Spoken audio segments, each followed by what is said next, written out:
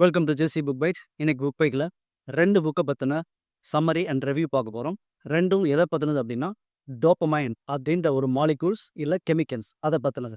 First book molecules of more, second book dopamine nation. First dopamine அப்படின்னா என்னன்னு பார்த்தோம். So dopamine அப்படின்றது ஜென்ரலாக நம்ம அப்சர்வேஷன் என்னன்னா சந்தோஷம் கொடுக்கக்கூடிய கெமிக்கல், இல்லைன்னா ப்ளஷர் கெமிக்கல் அப்படின்னு சொல்லி நம்ம பார்த்துருப்போம். பட் இது எப்படி பரிணாம வளர்ச்சி அடைஞ்சு வந்திருக்குது அப்படின்ற ஹிஸ்ட்ரி எடுத்தோம் அப்படின்னா, அந்த காலத்தில் மனுஷங்களாம் வேட்டைக்கு போகும்போது என்ன பண்ணுவாங்கன்னா, ஒரு இரைக்காக எதிர்பார்த்து காத்துட்டு இருப்பாங்க. ஆங்கிலத்தில் ஆன்டிசிபேஷன் அப்படின்றோம். ஸோ எதிர்பார்த்து காத்துட்டு இருக்கும்போது திடீர்னு ஒரு இரையை பார்த்துட்டாங்க அப்படின்னா, அவங்களுக்குள்ள ஒரு மோட்டிவேஷன், ஒரு புஷ், ஒரு உந்து விசை வரும். அதை போய் அடித்து கொன்று சாப்பிடணும் அப்படின்ற அந்த உந்து விசை இருக்கு இல்லையா, இதை உருவாக்குறது தான் ஆக்சுவலாக வந்து டோப்பமைன் அப்படின்றது. விச் மீன்ஸ் ஃப்யூச்சரை நோக்கி நம்மளை புஷ் பண்ணும். புஷ் பண்ணி அதை அடைய வைக்கும். அது கோலாக இருக்கலாம், உணவாக இருக்கலாம், இல்லை மேட்டிங்காக இருக்கலாம், இல்லை பெண்களாக இருக்கலாம். அந்த காலத்தில் பார்த்தீங்கன்னா துணை தேடுதலுமே ஒரு பெரிய கடினமான ஒரு வேலையாக தான் இருந்துச்சு. இப்போ மாதிரி மேட்ரிமோனியோ இல்லை வீட்டில் பார்த்து கல்யாணம் இருக்கிறதோ அந்த காலங்களில் கிடையாது. அப்போ இந்த மாதிரியான விஷயங்கள் எல்லாத்தையுமே கஷ்டப்பட்டு எஃபோர்ட் போட்டு ஒரு விசை நம்மளை புஷ் பண்ணி தள்ளி கொண்டு போச்சு இல்லையா, அதுக்கு முக்கிய காரணம் தான் இந்த டோப்பமைன்.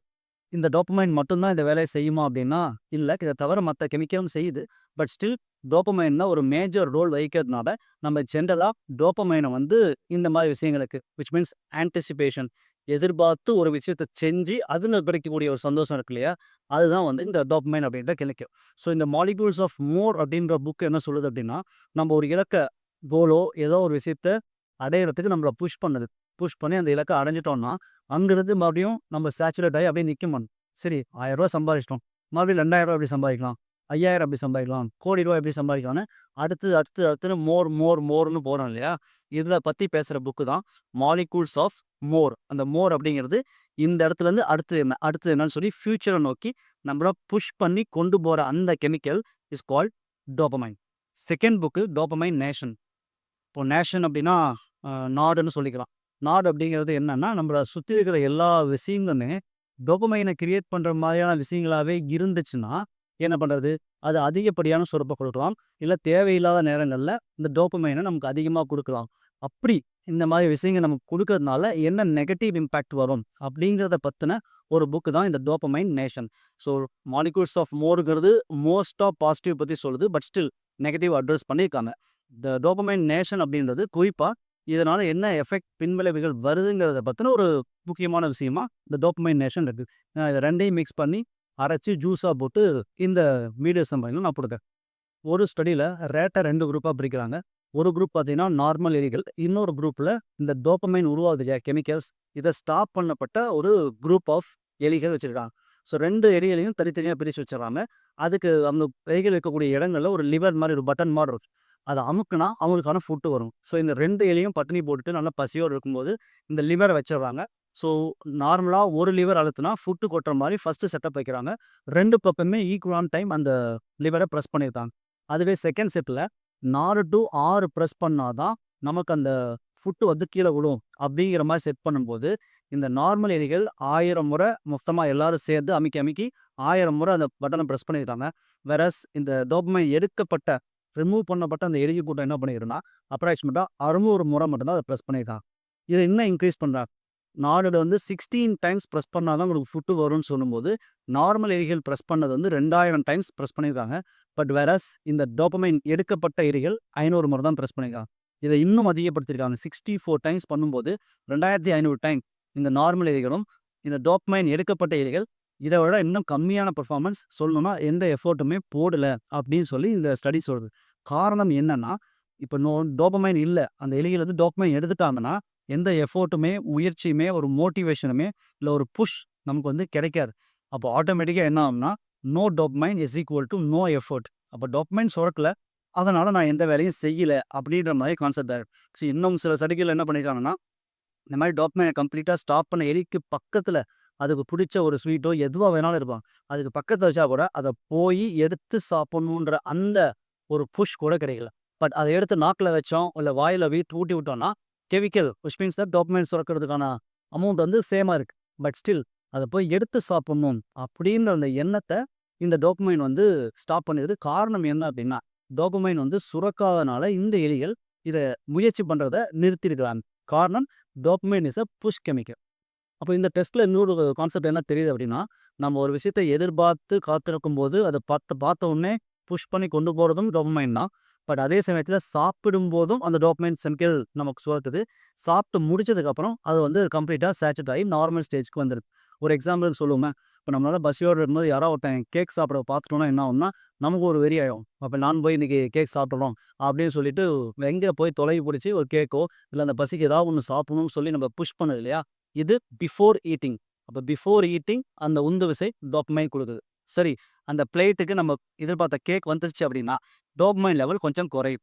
ஏன் அப்படின்னா, நம்ம சாப்பிட போறோம். விச் மீன்ஸ் தட் நம்ம நெனைச்சது நம்ம கைக்கு வந்துருச்சுங்கிறதுனால, டோபமைன் லெவல் கொஞ்சம் கம்மியாகும். சாப்பிட்டு முடிச்சதுக்கப்புறம் அது நார்மல் ஸ்டேட்டுக்கு வந்துரும். ஸோ நார்மல் ஸ்டேட் அப்படிங்கிறத நான் எப்படி டிஃபைன் பண்றேன்னா, ஒரு எக்ஸாம்பிளுக்கு, இப்போ நம்ம நார்மலா இருக்கும்போது ஹார்ட் பீட் ஒரு ரேட்ல துடிக்கும். ரன்னிங் போயிட்டு வந்தோம்னா, ஹார்ட் பீட் வேகமா துடிக்கும். ஒரு டீப் ஸ்லீப்லயோ, இல்ல மெடிடேஷன்லயோ இருக்கும்போது, இன்னும் கொஞ்சம் கம்மியா துடிக்கும். அப்ப நார்மல் லெவல்னு ஒரு ஃபிக்ஸ் பண்ணியிருப்போம் இல்லையா? அந்த லெவல் வந்து ஹார்ட் பீட்டுக்கு. அதே மாரி டோபமைனுக்கும் ஒரு நார்மல் பேஸ் லைன் அப்படின்னு சொல்றாங்க. பேஸ் லைன் ஒண்ணு ஃபிக்ஸ் பண்ணியிருக்காங்க.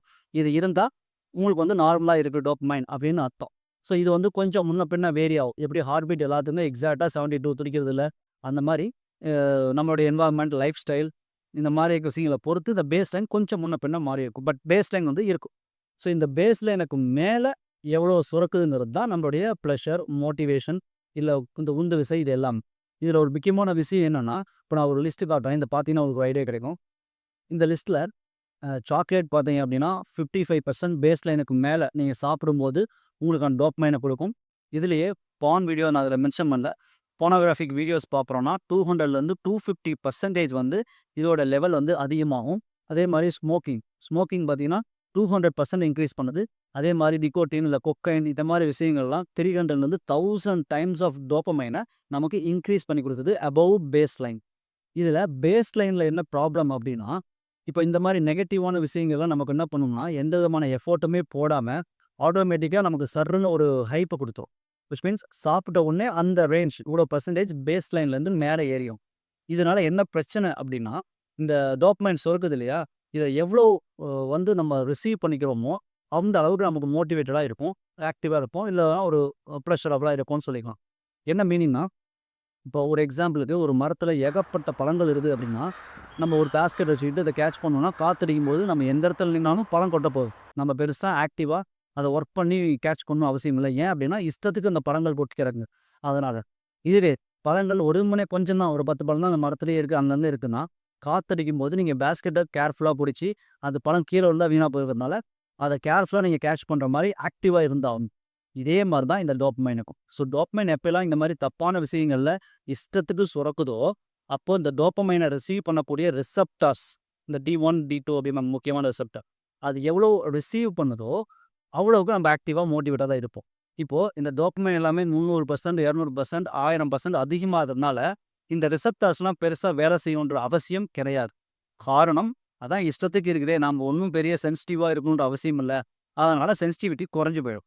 பட் இதுவே நல்ல விஷயங்கள் எக்சர்சைஸ் பண்றது, ஆம், அ யோகா பண்றது, மெடிடேஷன் பண்றது இந்த மாதிரியான விஷயங்கள் பண்ணும்போதும் நமக்கான டோபமைன் சுரக்கும். அது வந்து 30% சுரக்கலாம். 30 ஒரு 50% மேக்ஸிமம் சுரக்கலாம். இந்த எஃபோர்ட்ட போட்டு அந்த டோபமைன் சுரக்குது இல்லையா? கம்மியா சுரக்கிறதுனால இந்த ரிசெப்டார் எல்லாமே ஆக்டிவா இருந்தாகணும். ரொம்ப சென்சிட்டிவா இருந்தாகணும்.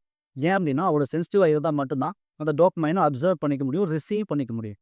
அதனால நல்ல விஷயங்கள் எக்சர்சைஸ், யோகா, மெடிடேஷன் இந்த மாரி நல்ல விஷயங்கள் புக் படிக்கிறது, இந்த மாரி விஷயங்கள் பண்ணும்போது சுரக்கக்கூடிய டோப்பமைன ரிசெப்டார்ஸ்லாம் ரொம்ப ஆக்டிவா, சென்சிட்டிவா கேட்ச் பண்றதுக்கு ரெடி ஆயிடும். பட் இஷ்டத்துக்கு சுரக்கும்போது அதோட சென்சிட்டிவிட்டி குறைஞ்சு போயிரும். சென்சிட்டிவிட்டி குறையறதுனால என்ன ஆகும்னா, நார்மலா இருக்கக்கூடிய அந்த பேஸ் லைன் இருக்கு இல்லையா? அந்த பேஸ் லைன் கீழ ஷிஃப்ட் ஆயிடும். இப்ப நார்மலா நம்ம ஹார்ட் பீட் வேகமா ஓடிட்டு ஓடியாந்த உடனே, ஹார்ட் பீட்ட நார்மலா கொண்டு வரதுக்கு அதுவே ஆட்டோமேட்டிக்கா பண்ணிக்கும். இதே மாரி நம்ம பிரெயின்ல சடனா டோப்பமைன் இன்கிரீஸ் ஆகுதுன்னா, அத ரெட்யூஸ் பண்றதுக்கும், பேலன்ஸ் பண்றதுக்கும் நம்ம பிரெயின் ஆட்டோமேட்டிக்கா அதுக்கான கவுண்டர் அட்டாக் குடுக்கும். இப்படி கவுண்டர் அட்டாக் குடுக்கும்போது, எவ்வளோக்கு எவ்வளோ மேல போச்சோ, அவ்வளோக்கு அவ்வளோ கீழ வந்தாகணும். அப்ப என்ன ஆகும்னா, இந்த பேஸ் லைன் நார்மலா இருக்கிறது கீழ போயிடும். கீழ போயிட்டா, மறுபடியும் நீங்க ஏதாவது ப்ளஷரபிளாவோ, இல்ல இந்த மாரி ஐட்டங்கள் சாப்பிட்டாவோ, பேஸ் லைனுக்கு மேல கொஞ்சம் தான் வருமே தவிர, ஏன்னா பழைய பேஸ் லைன் மேல இருக்கு. புது பேஸ் லைன் கீழ வந்துருச்சு.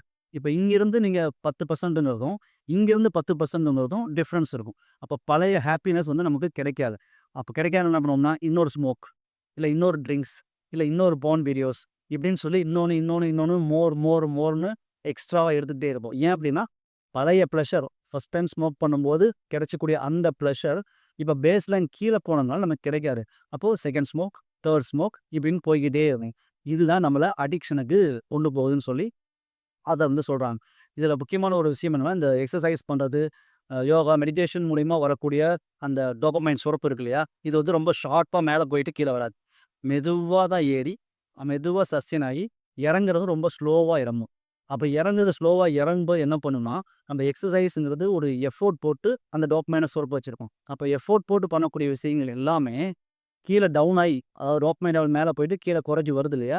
வரும்போது அது கூடவே நம்ம முதல்ல சொன்னேன் இல்லையா? நம்ம கைக்கு கேக் வந்துட்டா டோபமைன் லெவல் குறையுதுன்னு சொல்லி விச் மீன்ஸ் சாட்டிஸ்ஃபை ஆயிக்குவோம் ஓரளவுக்கு அப்படின்றதுனால, அந்த சாட்டிஸ்ஃபைய கையில இருக்கக்கூடிய பொருள என்ஜாய் பண்றதுக்கான கெமிக்கல் வேற. டோபமைன் அப்படின்றது எதிர்பார்த்து வரக்கூடிய கெமிக்கல், ஃபியூச்சர் பார்க்குறது. பட் கையில இருக்கக்கூடிய என்ஜாய் பண்றதுக்கான ஆக்ஸிடோசினோ, செராட்டினோ இந்த மாதிரியான கெமிக்கல்ஸ் இருக்கிறத வச்சு சந்தோஷப்படக்கூடிய கெமிக்கல். அதுவும் சேர்த்து கீழ சுரந்துக்கிட்டே வரும். எப்போ? எஃபோர்ட் போட்டு டோபமைன் சுரக்கிறதுனால. அப்போ வரும்போது ஆட்டோமேட்டிக்கா அது நார்மல் பேஸ் லைனுக்குள்ளேயே வந்து செட்டில் ஆயிடும். திரும்ப நீங்க எக்சர்சைஸ் பண்ணாலும் உங்களால புத்துணர்ச்சியா, ஒரு மோட்டிவேட்டடா, ஒரு ஹெல்த்தியா ஃபீல் பண்ணும். இன்னொன்னு சொல்லி அதிகமா நம்ம மோட்டிவேட் தப்பான விஷயங்கள நோக்கி போற மாரி இந்த விஷயங்கள் போகாது. ஏன் அப்டின்னா, பாசிட்டிவான இம்பேக்ட்டால வரக்கூடிய டோபமைன் ஸ்லோ அண்ட் ஸ்டெடியா ஏறும். ஸ்லோ அண்ட் ஸ்டெடியா இறங்கும். இந்த மாரி நிக்கோட்டின், ஸ்மோக்கிங் இல்ல ட்ரக்ஸு இந்த மாதிரியான விஷயங்கள்லாம் குடிக்கும்போது சடனா மேல போயிட்டு சடனா கீழ வரும். அப்போ அதுக்கான கவுண்டர் அட்டாக் பண்றதுனால பேஸ் லைன் கீழ போயிடும். கீழ போயிடுச்சுன்னா, நான் முன்னவே சொன்ன மாரி பத்தாது. இன்னொரு ஸ்மோக்கு, இன்னொரு ட்ரிங்க்ஸு, இன்னொரு பார்ன் வீடியோஸ்ன்னு சொல்லி தள்ளி மோர்ன்னு போய் நம்மள அடிக்ஷனுக்கு கொண்டு போய் விட்டுடுங்கிறது தான் முக்கியமான கான்செப்ட்டே. 2 விஷயத்திலயும் நல்லா நோட் பண்ணோம்னா, நமக்கான சந்தோஷமும் சரி, பெயினும் சரி, ப்ளஷரும், பெயினும் ஒரே இடத்துல தான் இருக்கு. டோபமைன்றது பாசிட்டிவா இருந்தா சந்தோஷமாவும், நெகட்டிவா இருந்தா பத்தல அப்படிங்கும்போது ஸ்ட்ரெஸ் ஆவும், ஆ ஒரு மாரி போரிங் லைஃபாவும் ஆயிரும். ஏன்னா, நீங்க அத குடிச்சாலுமே, சாப்பிட்டாலுமே, ஸ்மோக் பண்ணாலுமே பல இன்பம் கிடைக்கல அப்படிங்கும்போது என்ன பண்ணுவோம்னா, பத்தாம போயிடும். ஒரு மாரி வெக்ஸ் ஆயிடும். அப்ப என்ன மீனிங்னா, ப்ளஷர், பெயின் 2மே ஒரே இடத்துல தான் இருக்கு. ப்ராசஸ் பண்ற விதம் தான் வேற. இதுல வந்து ஆத்தர் வந்து இந்த சீசா விளையாடுற இந்த பொம்மைய பார்த்தீங்கன்னா உங்களுக்கு தெரியும். இந்த பிக்சர்ல ஒரு பக்கம் ப்ளஷர், ஒரு பக்கம் பெயின். இப்ப இந்த ப்ளஷர் நம்ம அதிகமா எடுத்துக்க ஆரம்பிச்சோம் அப்படின்னா, அத கவுண்டர் பேலன்ஸ் பண்றதுக்கு ரைட் சைட்ல பார்த்தீங்கன்னா, கிருமிகள் மாரி சின்ன சின்ன பசங்க இருக்காங்க இல்லையா? இவங்கலாம் சைத்தான்கள் அப்படின்னு நான் சொல்லிக்கிறேன். இந்த சைத்தான்கள் கூட்டம் அதிகமாகும். அதிகமா ஏன் ஆகும்னா, பேலன்ஸ் பண்ணி ஆகும். அப்போ இது அதிகமாகும்போது அ பெயின் சைடு வந்து கீழ போகும். அப்போ நம்ம என்ன பண்ணுவோம்னா, அந்த சமயத்துல தான் அந்த செகண்ட் ஸ்மோக்கிங் எதிர்பார்ப்போம். ஏன் அப்படின்னா, ஒரு மாரி வெக்ஸ்டா இருக்கு. பத்தல, நமக்கான இன்பம் பத்தல அப்படின்றதுனால என்ன பண்ணுவோம்னா, செகண்ட் ஸ்மோக்கிங் எடுப்போம். அப்போ ப்ளஷர் சைட வந்து நம்ம வெயிட் ஏத்த போறோம். அப்போ மறுபடியும் ப்ளஷர் சைடு வெயிட் ஏறுதுன்னா, அதுக்கான கவுண்டர் பேலன்ஸா பெயின் சைடும் வெயிட் ஏறும். இப்படியே மாறி, மாறி ஒண்ணு இது கீழ, இது மேல, கீழன்னு மாறி, மாறி வர்றதுனால, ஒரு இடத்துல இந்த சைத்தான் கூட்டம், பெயின் கூட்டம் இருக்கு இல்லையா? ஓவர் எக்ஸஸா போயிடும். அப்போ வந்து நம்மளால வந்து ஒரு நார்மல் லைஃப் வந்து லீட் பண்ண முடியாது. அடிக்டட் ஆயிருவோம். அப்படிங்கிறது தான் இந்த பிக்சர்லேருந்து ஆத்தர் நமக்கு சொல்லக்கூடிய விஷயம். அப்போ என்ன பண்ணணும்? இந்த சைத்தான் கூட்டத்த வெளிய தொரத்தணும். வெளிய தொரத்தணும்னா என்ன பண்ணணும்னா, அட்லீஸ்ட் அந்த விஷயத்த நம்ம ஸ்டாப் பண்ணி ஆகணும். நம்ம ஸ்டாப் பண்ணும்போது ஒரு மாரி டிஃப்ரெண்ட்டா, வெக்ஸ்டா ஃபீல் பண்ணுவோம். பட் ஸ்டில் அத அனுபவிச்சா தான் பெயின் வந்து நம்ம பெயின் நோக்கி போனா தான், நமக்கான இன்பம் மறுபடியும் கிடைக்கும். இப்ப எப்படி வந்து ஒரு விஷயத்த கஷ்டப்பட்டு பண்ணி அது கிடைக்கும்போது ஒரு சந்தோஷம் கிடைக்குது இல்லையா? அந்த மாரி வருத்தப்படாம இப்ப எப்படி சொல்லணும்னா, "வெயிலின் அருமை நிழலில் தெரியும்" அப்படிம்பாங்க. இப்ப வெயில்ல ரொம்ப நேரம் போயிட்டு வந்தோம்னா, நிழலோட அருமை அப்பாடான்னு தெரியும். அந்த மாரி இந்த சைத்தான் கூட்டத்த நம்ம அனுபவிச்சோம்னா தான், திரும்ப அந்த ப்ளஷருக்கான லெவல் வந்து பேலன்ஸ் ஆகும்னு சொல்லி ஆத்தர் சொல்றாங்க. சரி எவ்வளோ நாள் இத அனுபவிக்கிறது அப்டின்னா, அதுக்கு ஒரு டெஸ்ட் பண்ணியிருக்காங்க. இப்போ நார்மல் பிரெயின் இந்த மாரி வந்து ட்ரக்ஸோ, ட்ரிங்க்ஸோ அடிக்ட் ஆன பிரெயினோட டோபமைன்ஸோ நீங்க இந்த பிக்சர்ல ரெட் கலர்ல போட்டிருக்கிறது எல்லாமே வந்து டோபமைன் சுரக்கிறது. ஸோ 2 வாரம் ஸ்டாப் பண்ணியுமே, நார்மலா இருக்கிற பிரெயினுக்கும், இந்த மாரி அடிக்டட்லேருந்து வெளிய வந்த பிரெயின்ல இருக்கக்கூடிய நார்மல் டோபமைன் சுரப்புக்குமே நெறைய டிஃபரன்ஸ் விச் மீன்ஸ் சுரக்கவே இல்லங்கிறது தான் உண்ம.